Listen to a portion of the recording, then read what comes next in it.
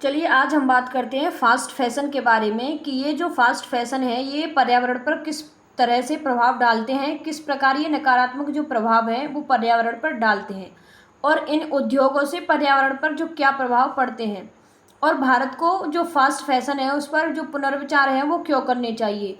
वहीं कुछ green house gas जो उत्सर्जन है उसके बारे में भी बात करेंगे और ये प्रतिवर्ष कितने मिलियन टन जो अपशिष्ट है उत्पन्न करते हैं उस पर भी चर्चा करेंगे। तो स्लोविंग डाउन फैशन यानी कि फैशन में मंदी। वहीं why India must rethink fast fashion यानी कि भारत को जो फास्ट फैशन है उस पर पुनर्विचार क्यों करने चाहिए, इस पर भी हम बात करेंगे। On a global scale the industry utilises approximately 79 billion cubic metres of water. जैसे कि ये जो उद्योग हैं वो लगभग 79 बिलियन क्यूबिक जो मीटर वाटर है उसका उपयोग करते हैं।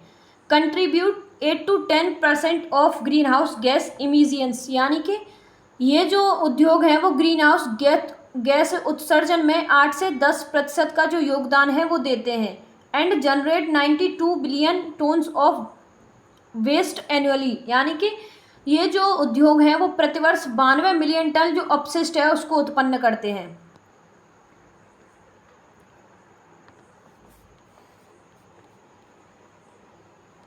अब बात करेंगे फास्ट फैशन उद्योग से जुड़े कुछ मुख्य बिंदुओं के बारे में।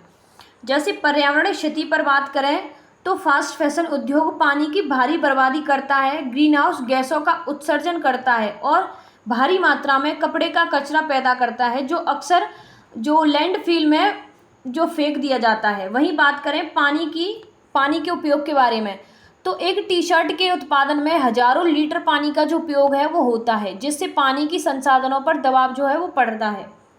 प्रदूषण की बात करें तो कपड़ों के उत्पादन में इस्तेमाल होने वाले रसायन जो निकाय हैं और मिट्टी को प्रदूषित करते हैं, जिससे पारिस्थितिकी तंत्र को नुकसान पहुंचता है।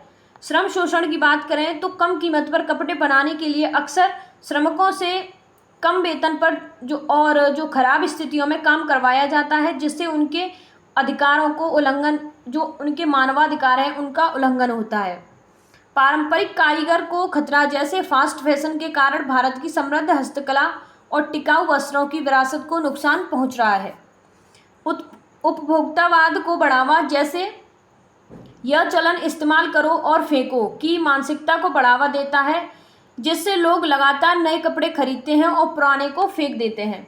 भारत के लिए अवसर की बात करें तो भारत के पास टिकाऊ फैशन को बढ़ावा देने का जो अवसर है, जिसमें पारंपरिक वस्त्रों को पुनर्जीवित करना और सर्कुलर इकोनॉमी को अपनाना और नैतिक जो उत्पादन है उनकी जो प्रक्रिया है उनको लागू करना शामिल है।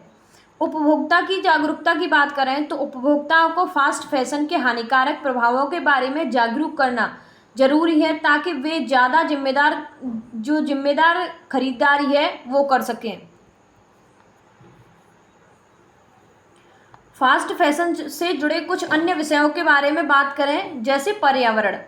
तो ये जो न्यूज़ है इसमें सीधे तौर पर बताया गया है कि ये जो फैशन उद्योग हैं खासकर पर्यावरणीय जो प्रभाव हैं उन पर इनका जो असर है वो पड़ता है। जैसे कि अत्यधिक पानी की खपत, प्रदूषण और कचरा उत्पादन पर जो प्रकाश है इस न्यूज़ में डाला गया है। अर्थव्यवस्था पर बात करें तो फैशन की मंदी का उल्लेख करते हुए इस जो खबर है इसमें आर्थिक पहलू को छूती है, जिससे फास्ट फैशन उद्योग में मंदी के कारण अर्थव्यवस्था और उपभोक्ताओं की बदलती मांगों पर इसके प्रभाव की चर्चा है जो है वो शामिल है। सामाजिक विज्ञान की बात करें तो यह विषय जो है वो फास्ट फैशन के कारणों से हो रहे बदलावों और समाज के लिए इन प्रभावों को समझने से संबंधित है। राजनीति और नीतियों की बात करें तो फास्ट फैशन पर पुनर्विचार की आवश्यकता भारत में पर्यावरण और आर्थिक जो नीतियां हैं उन पर भी चर्चा को प्रेरित करती है। जलवायु संबंधी जो विषय है उनकी बात करें, जलवायु परिवर्तन, तो फैशन उद्योग वैश्विक ग्रीन हाउस गैस जो उत्सर्जन है उसका एक प्रमुख स्रोत है जो जलवायु परिवर्तन के मुद्दे से जुड़ा हुआ है। फास्ट फैशन पर पुनर्विचार क्यों करना चाहिए, अगर इसके बारे में बात करें तो ये जैसे कि हमको जो फास्ट फैशन है उस पर पुनर्विचार है वो क्यों करना चाहिए। तो फास्ट फैशन की बढ़ती जो लोकप्रियता है, फास्ट फैशन की जो बढ़ती लोकप्रियता के कारण जो भारत जैसे देशों को इसके गंभीर पर्यावरणीय और सामाजिक जो परिणामों पर पुनर्विचार करने की आवश्यकता है। तेज, सस्ते और डिस्पोजल कपड़ों के इस चलन ने न केवल वैश्विक संसाधनों पर भारी दबाव डाला है, बल्कि भारतीय कपड़ा उद्योग और इसके कारीगरों के लिए भी जो एक बड़ी चुनौती खड़ी कर दी है। जैसे कि स्थायी फैशन को बढ़ावा देना। भारत को अपनी समृद्ध हस्तकला और टिकाऊ वस्त्रों की विरासत को पुनर्जीवित करने का अवसर मिलता है। स्थायी फैशन में अच्छी गुणवत्ता, नैतिक रूप से निर्मित और लंबे समय तक चलने वाले कपड़ों पर ध्यान दिया जाता है। परिपत्र अर्थव्यवस्था का विकास की बात करें तो परिपत्र अर्थव्यवस्था यानी कि सर्कुलर इकोनॉमी के सिद्धांतों को अपनाकर भारत कचरे को कम कर सकता है और संसाधनों का पुनः उपयोग कर सकता है। कपड़ा जो पुनर्चक्रण है और अपसाइक्लिंग से रोजगार के नए अवसर भी पैदा हो सकते हैं। नैतिक उत्पादन को प्राथमिकता की बात करें तो भारत श्रमिकों के अधिकारों की रक्षा करते हुए और सुरक्षित कार्यस्थल सुनिश्चित है वो करते हुए नैतिक उत्पादन प्रक्रिया को लागू कर सकता है।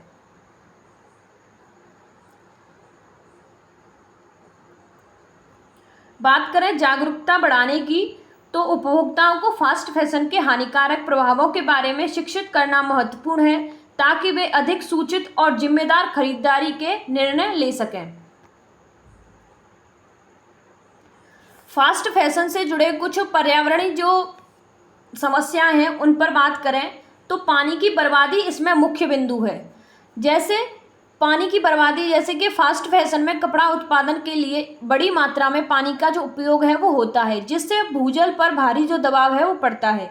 एक कपास की जो टी शर्ट है उसको बनाने में लगभग 2700 जो लीटर वाटर है उसका जो खर्च है वो हो सकता है। कार्बन उत्सर्जन की बात करें तो फैशन उद्योग वैश्विक कार्बन जो उत्सर्जन में 8 से 10% का जो योगदान है वो देता है, जो मुख्य रूप से उत्पादन और परिवहन प्रक्रियाओं के कारण होता है। अपशिष्ट का ढेर की बात करें तो हर साल 92 बिलियन टन से अधिक कपड़ा जो कचरा उत्पन्न है वो होता है, और भारत में बड़ी मात्रा में वस्त्रों का जो कचरा है वो उत्पन्न होता है, जिसका केवल एक छोटा सा हिस्सा ही पुनर्चक्रित हो पाता है। रासायनिक प्रदूषण की बात करें तो कपड़ा उत्पादन में इस्तेमाल होने वाले कठोर रासायनिक जल निकायों और मिट्टी को प्रदूषित करते हैं, जिससे जो पारिस्थितिकी तंत्र को जो नुकसान है वो पहुंचता है और श्रमिक जो है उनके स्वास्थ्य पर बुरा असर पड़ता है। सिंथेटिक कपड़ों का जो इस्तेमाल है, जैसे कि फास्ट फैशन में अक्सर पॉलिस्टर है जैसे सिंथेटिक कपड़ों का जो उपयोग है वो होता है, जो बायोडिग्रेडेबल नहीं होते। ये कपड़े लैंडफिल में सड़ने में सैकड़ों साल लगते हैं और मीथेन जैसे ग्रीन हाउस गैसें छोड़ते हैं। फास्ट फैशन से जुड़े सामाजिक और नीतिक जो पहलू हैं उनकी बात करें, नैतिक पहलुओं की बात करें तो जैसे कि श्रम शोषण।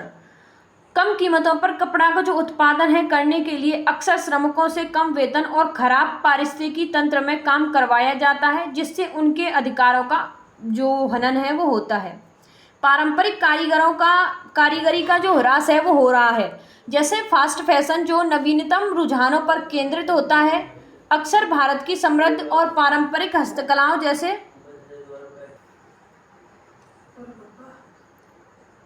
हथकरघा और हाथ से चुने कपड़ों की उपेक्षा करता है। उपभोक्तावाद को बढ़ावा की बात करें तो फास्ट फैशन इस्तेमाल करो या फेंको की संस्कृति को बढ़ावा देता है, जिससे लोग लगातार नए कपड़े खरीदते रहते हैं और पुरानों को फेंक देते हैं। यह मानसिकता टिकाऊपन के सिद्धांतों के विपरीत है। उत्पादन के दौरान नदियों का जो प्रदूषण है उनके बारे में बात करें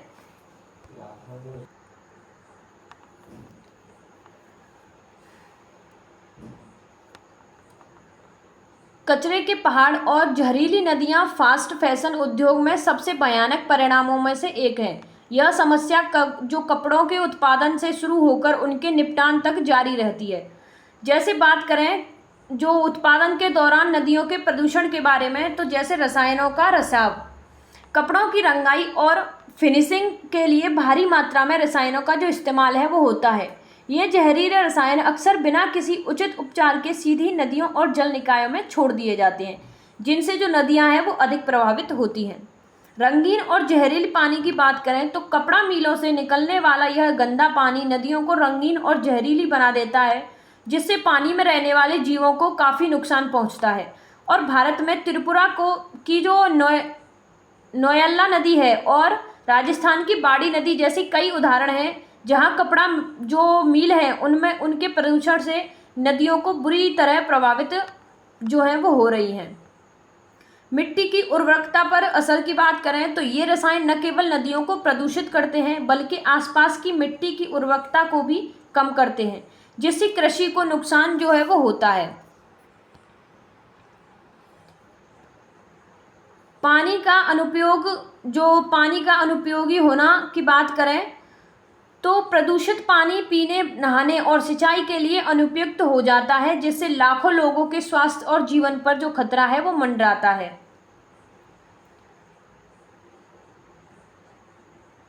बात करें कचरे के बारे में तो खतरनाक जो कचरे के पहाड़ हैं वो किससे जो है वो उत्पन्न हो रहे हैं।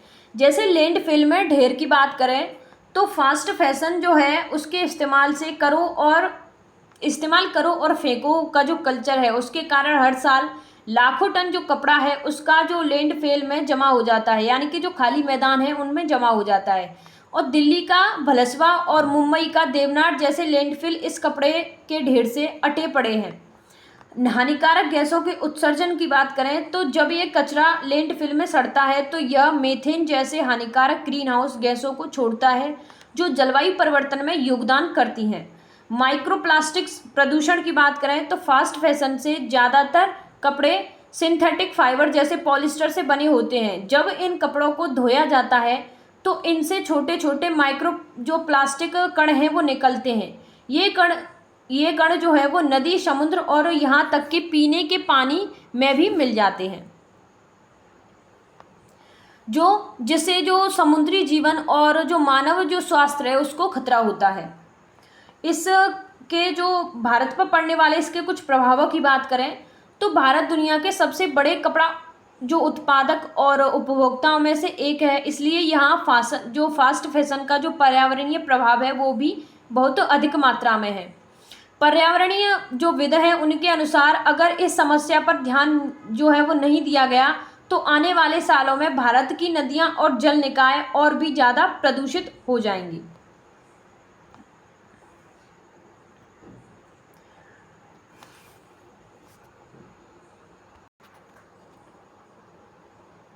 अब बात करें भारत में सबसे अधिक कपड़ा उद्योग वाले राज्यों के बारे में तो भारत में कपड़ा उद्योग कई राज्यों में फैला हुआ है, लेकिन कुछ राज्य इस क्षेत्र में सबसे आगे हैं। जैसे महाराष्ट्र की बात करें तो महाराष्ट्र को भारत में सबसे ज़्यादा सूती मिलों वाला राज्य माना जाता है। राज्य में कपड़ा का जो कपास का जो उत्पादन है उसके लिए अनुकूल जलवायु और मिट्टी है। जो महाराष्ट्र है उसमें कपास के उत्पादन के लिए अनुकूल जो मिट्टी है वो पाई जाती है और जो जलवायु है वो भी वहाँ पर पाई जाती है। और मुंबई को भारत का कॉटनोपोलिस भी कहा जाता है, जहाँ सूती वस्त्र उद्योग की महत्वपूर्ण भूमिका जो है वो रही है। बात करें गुजरात के बारे में तो अक्सर इसे भारत की वस्त्र राजधानी कहा जाता है। गुजरात सूती, डेनिम और सिंथेटिक कपड़ों के उत्पादन में अग्रणी भूमिका निभाता है, लेकिन सूरत ही सिंथेटिक कपड़ों के लिए एक बड़ा केंद्र है, जबकि अहमदाबाद डेनिम के लिए प्रसिद्ध है, जिसे भारत का मैनचेस्टर भी कहा जाता है। और ये जो गुजरात है वो भारत के लिए कुल कपास उत्पादन में जो 100 में से 30% से अधिक का जो योगदान है वो देता है। बात करें तमिलनाडु के बारे में तो तमिलनाडु में भी भारत के सबसे बड़े कपड़ा जो उत्पादकों में से एक जो है वो माना जाता है। यह राज्य कताई और पावरलूम और तैयार जो कपड़ों जैसे उद्योग के सभी क्षेत्रों में अपनी मजबूती है उसको उपस्थित रखता है। और त्रिपुरा, कोयम्बटूर और इरोड जैसे शहर कपड़ा उत्पादन और जो निर्यात हैं उनके लिए जाने जाते हैं। अन्य महत्वपूर्ण राज्यों की बात करें तो उत्तर प्रदेश जैसे कि वाराणसी अपने जो बनारस साड़ियाँ हैं उनके लिए, और कानपुर जो है वो चमड़े के सामान जो चमड़े का जो सामान होता है उसके लिए। वहीं लखनऊ जो है वो चिकनकारी के लिए प्रसिद्ध है। बात करें पश्चिम बंगाल के बारे में, तो जूट और कपास उद्योगों का एक महत्वपूर्ण जो केंद्र है वो खासकर कोलकाता है। जैसे मध्य प्रदेश की बात करें तो यह राज्य भी कपड़ा उत्पादन में महत्वपूर्ण भूमिका निभाता है, खासकर कपास के उत्पादन में। वहीं कर्नाटक, आंध्र प्रदेश और तेलंगाना की बात करें तो ये राज्य भी कपड़ा उत्पादन में तेजी से उभर रहे हैं और कपास उत्पादन में भी जिनका जो योगदान है वो भी काफी बढ़ रहा है। कचरा बढ़ने के जो प्रमुख कारण हैं उनकी बात करें तो कचरा बढ़ने के जो प्रमुख कारण हैं जो मुख्य रूप से तेजी से बढ़ते शहरीकरण, जनसंख्या वृद्धि और हमारी जो उपभोग की आदतों से जुड़े हैं। यहाँ पे कुछ मुख्य बिंदु हैं, जैसे जनसंख्या वृद्धि और शहरीकरण। अधिक खपत, जैसे कि जैसे जैसे जो आबादी है वो बढ़ती है और लोग शहरों में बसते हैं और वस्तुओं की खपत भी बढ़ती है, जिससे कचरे की जो मात्रा है वो भी काफ़ी मात्रा में बढ़ती है। बात करें अपर्याप्त बुनियादी जो ढांचे हैं उसके बारे में, तो तेजी से बढ़ते शहरों में अक्सर जो कचरा है वो प्रबंधन के लिए अपर्याप्त जो बुनियादी ढांचे और क्षमता नहीं होती, जिससे कचरा जो है वो जमा हो जाता है। बात करें उपभोक्ता की बढ़ती प्रवृत्ति के बारे में, तो एकल उपभोग प्लास्टिक जो है उसके बारे में हम चर्चा करते हैं। तो आधुनिक जीवन शैली में प्लास्टिक की पैकिंग, पानी की बोतलें और अन्य एकल जो उपयोग हैं उन उपयोगी होने वाली जो वस्तु है उनका चलन जो है वो बढ़ रहा है, जो बहुत ज़्यादा कचरा का जो उत्पादन है वो पैदा करता है। ऑनलाइन शिपिंग की बात करें तो ऑनलाइन शिपिंग में जो ऑनलाइन शिपिंग है उसके बढ़ने से पैकेजिंग सामग्री का जो उपयोग है वो काफ़ी मात्रा में बढ़ रहा है। जैसे कि ऑनलाइन डिलीवरी जो ऐप है उनके माध्यम से जो कचरा उत्पादन है उसमें काफ़ी जो वृद्धि है वो हो रही है, जिससे कचरा और भी बढ़ रहा है। वहीं बात करें औद्योगिकरण के बारे में, तो विभिन्न अपशिष्ट जैसे कि कारखाने और उद्योग उत्पादन प्रक्रिया के दौरान बड़ी मात्रा में कचरा उत्पन्न करते हैं, जिसमें स्पैम सामग्री और रसायन और पैकेजिंग जो शामिल है वो होती है। बात करें ई कचरा के बारे में, तो तकनीकी के जो बढ़ते उपयोग हैं उनके कारण कचरे यानी कि इलेक्ट्रॉनिक कचरे की जो समस्या है वो भी तेजी से बढ़ रही हैं, क्योंकि लोग पुराने गैजेट्स को फेंक देते हैं। इस कचरे में हानिकारक रसायन होते हैं। बात करें अनुचित कचरा प्रबंधन के बारे में, तो कचरा पृथक्करण का अभाव, जैसे ज़्यादातर घरों में कचरे को गीले और सूखे कचरे में अलग अलग नहीं किया जाता। नजीकतम पुनर्चक्रण योग्य जो सामग्री है उसमें भी लैंडफिल में फेंक दिया जाता है। बात करें अपर्याप्त निपटान के बारे में, तो कई जगहों पर कचरा इकट्ठा करने की जो अव्यवस्था है वो पर्याप्त होती है या ठीक से काम नहीं करती, जिससे लोग सार्वजनिक स्थानों पर कचरा जो फेंक देते हैं। जीवन शैली में बदलाव की बात करें तो बदलते खानपान, जैसे कि जंक फूड और जो प्रोसेस्ड जो फूड है उनसे खाद्य जो अपशिष्ट और उनकी पैकेजिंग का जो कचरा है वो भी काफ़ी मात्रा में बढ़ रहा है। ज़्यादा पका हुआ खाना फेंकना, जैसे कि कई बार लोग ज़रूरत से ज़्यादा खाना बना लेते हैं और बाद में फेंक दिया जाता है, जिससे खाद्य अपशिष्ट बढ़ता है। जागरूकता की कमी की बात करें तो जैसे गैर जिम्मेदार व्यवहार, कई लोगों में कचरा प्रबंधन के प्रति जागरूकता की कमी होती है, जिसके कारण वे कहीं भी कचरा फेंक देते हैं।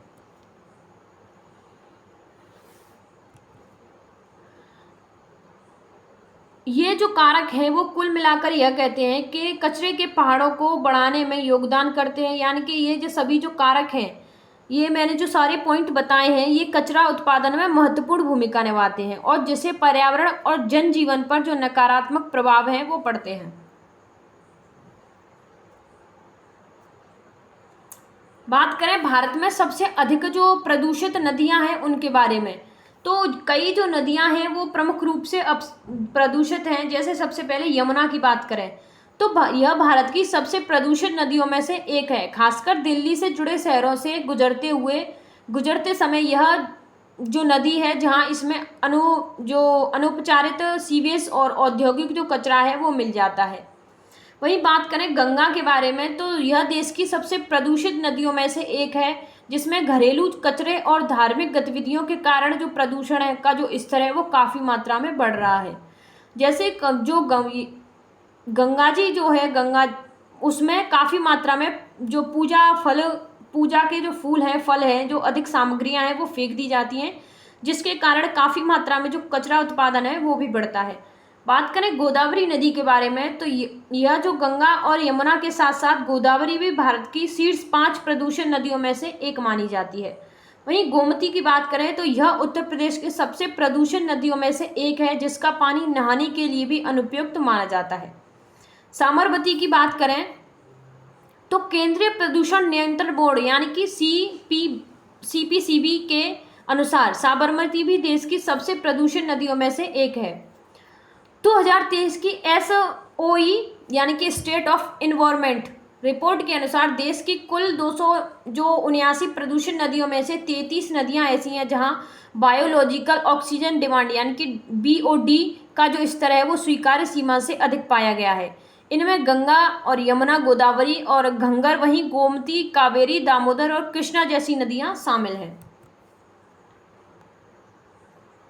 ग्रीन हाउस गैसों के उत्सर्जन की बात करें तो जो ग्रीन हाउस गैस हैं उनके उत्सर्जन के प्रमुख जो कारण हैं वो क्या हैं? जैसे कुछ मानवीय प्रभाव हैं, वहीं कुछ प्रकृति के द्वारा किए गए प्रभाव हैं। जैसे ग्रीन हाउस गैसों के मुख्य उत्सर्जन की बात करें तो जीवाश्म ईंधन, कोयला, तेल, जीवाश्म ईंधन यानी कि कोयला, तेल और गैस के जलने से, वहीं परिवहन उद्योगों, कृषि, उर्वरक और पशुधन और वनों की कटाई जैसे अमानवीय गतिविधियों से होता है। प्राकृतिक स्रोतों में ज्वालामुखी विस्फोट और जानवरों का जो श्वसन है वो शामिल है। सबसे पहले मानवीय गतिविधियों की बात करें तो जीवाश्म ईंधन का दहन, बिजली और परिवहन के लिए कोयला, तेल और गैस को जलाने से कार्बन डाइऑक्साइड यानी कि CO2 और अन्य जो गैस हैं उनके उत्सर्जन से होती है। परिवहन की बात करें तो कार, ट्रक, हवाई जहाज और अन्य वाहनों से सीधे ग्रीन हाउस गैसों का जो उत्सर्जन है वो होता है। वहीं उद्योगों की बात करें तो स्टील, सीमेंट और प्लास्टिक जैसे उत्पादनों के निर्माण से बड़ी मात्रा में ग्रीन हाउस गैस जो है वो निकलती हैं। कृषि की बात करें तो उर्वरकों के उपयोग से नाइट्रस ऑक्साइड है यानी कि NO2 और पशुधन है उससे मीथेन यानी कि CH4 उत्सर्जन जो है वो होती है। वनों की कटाई की बात करें तो पेड़ों को काटने से वायुमंडल में CO2 को अवशोषित करने की जो क्षमता है वो कम है वो हो जाती है। अपशिष्ट जो प्रबंधन है उसकी बात करें तो लैंडफिल में जैविक जो पदार्थ हैं उनके अपघटन से मीथेन यानी कि CH4 उत्पन्न होती है। बात करें प्राकृतिक स्रोतों के बारे में तो ज्वालामुखी विस्फोट, जैसे कि ज्वालामुखी विस्फोट से बड़ी मात्रा में कार्बन डाइऑक्साइड यानी कि CO2 और अन्य गैस जो है वो निकल सकती है। श्वसन के बारे में बात करें तो सभी जीवित जीव हैं जिसमें मनुष्य और जानवर शामिल हैं जो सांस लेने के दौरान कार्बन डाइऑक्साइड छोड़ते हैं।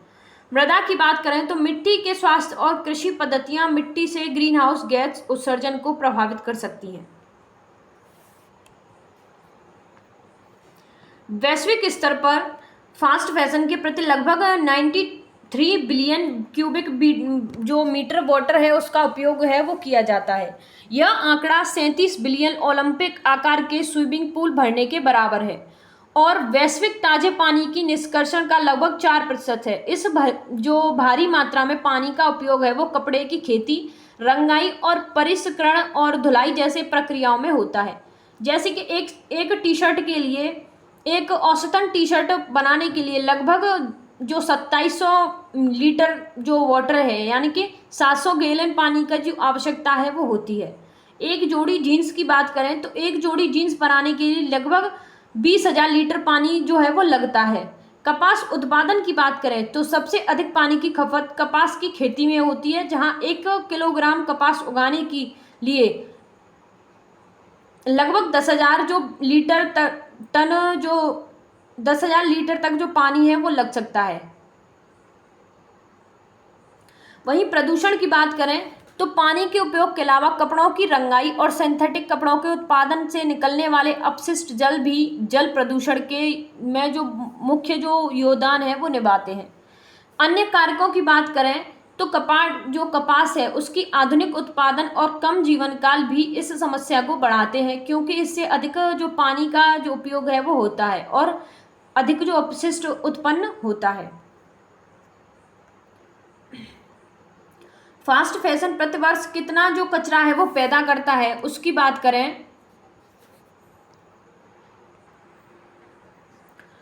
तो फास्ट फैशन उद्योग हर साल बहुत बड़ी मात्रा में कचरा पैदा करता है जिससे कि अधिकांश कपड़े लैंडफिल या भस्मीकरण स्थलों में चले जाते हैं। कुछ आंकड़ों की बात करें तो सालाना 92 मिलियन जो टन कचरा, जैसे कि दुनिया भर में हर साल 92 बिलियन टन कपड़ा कचरा पैदा होता है और यह रुझान जारी रहा तो यह संख्या 2030 तक 134 बिलियन टन तक पहुंच सकती है। प्रति सेकंड एक ट्रक जो कचरा है वो उत्पन्न होता है। जैसे कि जो स्थिति को और स्पष्ट करने के लिए हर सेकंड कपड़ों से जो भरा एक कूड़े का ट्रक है वो लैंडफिल में डाल दिया जाता है या जला दिया जाता है। लैंडफिल में 85% कचरा है। जैसे कि ये जो खाली मैदान होते हैं इनमें 85% जो कपड़ा है वो कचरा जो है वो कचरा जो है वो कपड़ों की वजह से होता है। जैसे संयुक्त राज्य अमेरिका में हर साल इस्तेमाल होने वाले 85% कपड़ों को लैंडफिल में फेंक दिया जाता है, यानी कि खाली मैदानों में फेंक दिया जाता है। कम पुनर्चक्रण की बात करें तो दुनिया भर में केवल 1% जो कपड़े हैं उनको नए कपड़ों में नवीनीकरण है वो किया जाता है। बायोडिग्रेड न होने वाले कचरे की बात करें तो फास्ट फैशन में इस्तेमाल होने वाले 60% से अधिक कपड़े नॉयलॉन और पॉलिस्टर जैसे प्लास्टिक से जो है वो बने होते हैं। ये बायोडिग्रेड नहीं होते और लैंडफिल में दशकों तक पड़े रहते हैं। जो माइक्रोप्लास्टिक जो प्रदूषण है उसकी बात करें तो सिंथेटिक कपड़ों की धुलाई से माइक्रोप्लास्टिक निकलता है जो महासागरों में पहुंचकर प्रदूषण को बढ़ावा देता है। वैश्विक स्तर पर इसके समाधानों की बात करें तो वैश्विक स्तर पर इसके जो क्या समाधान है वो किए जा सकते हैं। तो सबसे पहले हम बात करें तो वैश्विक स्तर पर फास्ट फैशन से होने वाले कचरे और अन्य समस्याओं के समाधान के लिए कई तरह के जो प्रयास हैं वो किए जा रहे हैं, जिनमें सरकारें, कंपनियां और उपभोक्ता जो है वो सभी शामिल हैं।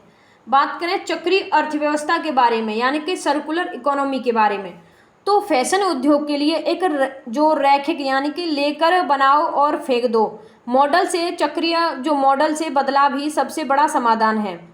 इसका मतलब है कि उत्पादनों को लंबे समय तक उपयोग करके पुनः उपयोग करने और रिसाइकिल करने के लिए डिज़ाइन किया जाए। इसमें बात करें पुनः उपयोग और किराए पर लेने की, तो थ्रेडअप और पोस्टमार्क जैसी कंपनियां सेकंड हैंड कपड़ों की बिक्री के लिए ऑनलाइन प्लेटफॉर्म देती हैं। रेंट द रनवे जैसी कंपनियां कपड़ों को किराए पर देने का जो विकल्प है वो देती हैं, जिससे कपड़ों का आजीवन काल जो है वो बढ़ जाता है। बेहतरीन जो रिसाइकलिंग की बात करें तो खराब हो चुके जो कपड़े हैं उनको नए कपड़े बदलने के लिए प्रौद्योगिकी में सुधार पर काम हो रहा है। इसके लिए कपड़े जो है वो जमा करने और रिसाइकलिंग कार्यक्रम चलाए जा रहे हैं, जिससे यूरोपीय संघ की जो पहल है वो जारी है। जैसे यूरोपीय जो संघ है उनमें पहल की जाती है उसी तरीके से। बात करें कंपनियों की जिम्मेदारी के बारे में, समाधानों के बारे में, तो विस्तारित उत्पादन और उत्तरदायित्व जैसे कि EPR, यह एक ऐसी नीति है जो कंपनियों को उनके उत्पादनों से पूरे जीवन चक्र के लिए जिम्मेदार ठहराती है। फ्रांस जैसे कुछ देशों ने बिना बिके कपड़ों को नष्ट करने प्रतिबंध लगाया है, जिससे जो ब्रांड्स को अपने अतिरिक्त स्टॉक को दान करने पर या रिसाइकिल करने के लिए मजबूर भी होना पड़ रहा है। टिकाऊ सामग्री और डिज़ाइनों की बात करें तो ब्रांड्स टिकाऊ और नवीनीकरण सामग्री हैं, जैसे आर्गुमेंट, कॉटन, रिसाइकल्स, पॉलिस्टर का उपयोग बढ़ा रहे हैं। वे ऐसे डिज़ाइन पर भी ध्यान दे रहे हैं जिन्हें आसानी से रिसाइकिल किया जा सके। वहीं बात करें आपूर्ति श्रृंखला में पारदर्शिता के बारे में, तो कुछ कंपनियां अपनी आपूर्ति श्रृंखला को और अधिक पारदर्शी बनाने के लिए काम कर रही हैं, जिससे उपभोक्ताओं को पता चल सके कि उनके कपड़े कहां और कैसे बनते हैं। उपभोक्ता व्यवहार में बदलाव की बात करें तो जागरूकता को बढ़ावा, जैसे कि यद्यपि कई लोग फास्ट फैशन के नकारात्मक प्रभावों से अवगत हैं, फिर भी सुविधा और कम कीमत के कारण उनका जो व्यवहार है वो नहीं बदलता है। सोशल मीडिया और अभियानों के माध्यम से उपभोक्ता को शिक्षित करने से जागरूकता बढ़ाने में मदद मिल रही है। कम खरीद और अच्छी खरीद के बारे में बात करें तो उपभोक्ता को कम लेकिन अच्छी गुणवत्ता वाले कपड़े खरीदने के लिए प्रोत्साहन किया जाता है जो लंबे समय तक चले। सेकंड हैंड फैशन को अपनाने की बात करें तो सेकंड हैंड कपड़े खरीदने और किराए पर लेने से फास्ट फैशन की खपत को कम करने में मदद मिल सकती है। सरकारी नीतियों और अंतर्राष्ट्रीय जो सहयोग हैं उनकी बात करें तो सख्त नियम जैसे कि यूरोपीय संघ जैसी संस्था जो हैं वो टिकाऊ वस्त्रों के लिए सख्त नीतियां बना रही हैं, जिसमें जल और ऊर्जा के उपयोग को कम करना और हानिकारक रसायनों को खत्म करना शामिल है। वैश्विक सहयोग की बात करें तो ग्लोबल जो फैशन एजेंडा है और एलन मेक जो ऑर्थर है फाउंडेशन जैसे संगठन उद्योग के हितधारकों के साथ मिलकर चक्रीयता और स्थिरता को बढ़ावा देने के लिए काम कर रहे हैं। प्रौद्योगिकी और नवाचार की बात करें तो डिजिटल उत्पादन जो पासवर्ड जैसे कि यूरोपीय संघ में लागू होने वाले नए नियम के तहत उत्पादनों के लिए डिजिटल पासवर्ड आवश्यक हो सकता है, जिससे उत्पादनों और उनकी सामग्रियों को ट्रैक करना आसान हो जाएगा। सर्कुलर प्रौद्योगिकी नए स्टार्टअप कपड़ा रिसाइकलिंग और टिकाऊ सामग्री के लिए नई तकनीकों पर काम कर रहे हैं। सर्कुलर प्रौद्योगिकी की बात करें तो नए स्टार्टअप कपड़ा जो है वो रिसाइकलिंग और टिकाऊ सामग्री के लिए नई तकनीकों पर जो कार्य है वो जारी रख रहे हैं। अब बात करें निष्कर्ष के बारे में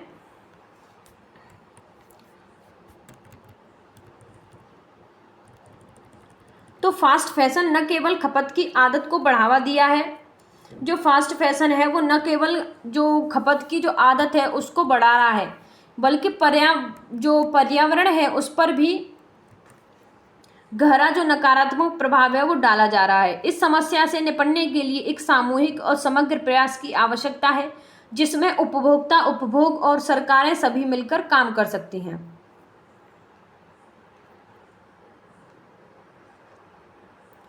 धन्यवाद।